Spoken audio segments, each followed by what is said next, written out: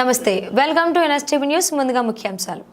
ప్రముఖ పుణ్యక్షేత్రమైన శ్రీ కాళహస్తీశ్వర స్వామివారి దేవస్థానం విఐపి 4వ ద్వారంలో నూతనంగా ఏర్పాటు చేసిన పిఆర్ఓ అండ్ సిఆర్ఓ ఆఫీస్ను ప్రారంభించిన దేవాదాయ శాఖ మంత్రి ఆనం రామనారాయణ రెడ్డి, రెవెన్యూ మంత్రి అనగాని సత్యప్రసాద్ మరియు స్థానిక ఎమ్మెల్యే బొజ్జల వెంకట సుధీర్ రెడ్డి. అనంతరం మంత్రులను శ్రీ కాళహస్తీశ్వర స్వామివారి ప్రత్యేక దర్శనం చేయించారు. శ్రీ గురు దక్షిణామూర్తి స్వామి సన్నిధానం వద్ద వేద పండితుల చేత మంత్రాలను ఆశీర్వచనం చేయించి స్వామి అమ్మవార్ల చిత్రపటాన్ని మరియు తీర్థ ప్రసాదాలు అందజేసిన శాసనసభ్యులు బొజ్జల వెంకట సుధీర్ రెడ్డి మరియు దేవస్థాన ఈవో టి బాపిరెడ్డి.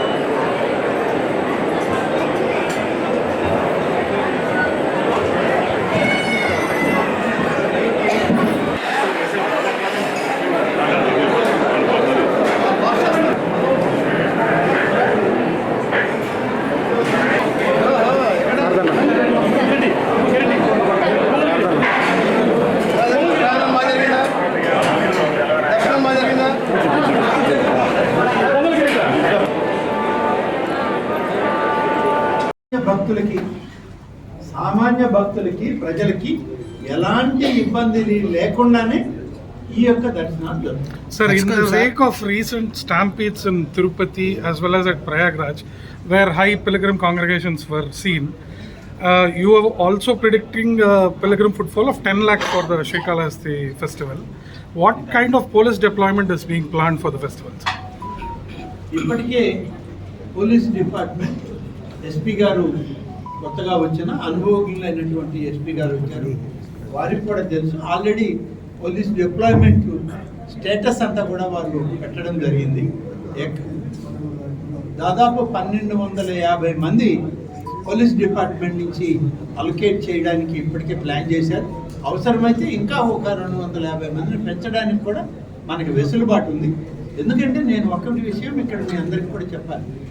మహాశివరాత్రి ఉత్సవాలు అనేటువంటిది ప్రయాగరాజ్తోనూ లేకుంటే వైకుంఠ ఏకాదశి శ్రీ వెంకటేశ్వర స్వామి తిరుమలతోనూ పోల్చుకోవడానికి లేదు. ఈ శైవ క్షేత్రాలు ఆంధ్రప్రదేశ్ రాష్ట్రమంతా ఉంది. ద్రాక్షారామం ఉంది, అలాగే శ్రీశైలం ఉంది, శ్రీకాళహస్తి ఉంది, కోటప్ప కొండ ఉంది.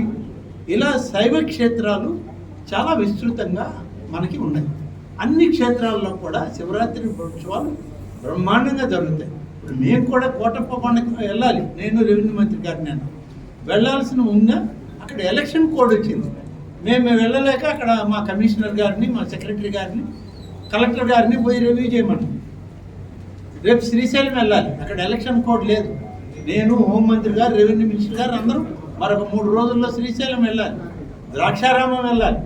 ఇలా అన్ని క్షేత్రాల్లో జరుగుతుంది. కాబట్టి ప్రయాగరాజ్ లాగా కుంభమేళా లాగా ఏదో ఇబ్బడి ముబ్బడిగా కోట్లాది మంది వస్తారనేది కాదు, కానీ ఎంతమంది వచ్చినా సజావుగా ఈ శైవ క్షేత్రాల్లో దైవ దర్శనం చేయించి భక్తులకి ఆధ్యాత్మికతను చూపించే బాధ్యత ఈ రాష్ట్ర ప్రభుత్వం గౌరవ ముఖ్యమంత్రి గారి ఆదేశాల మేరకు మేము చేస్తాం. Excellent, sir.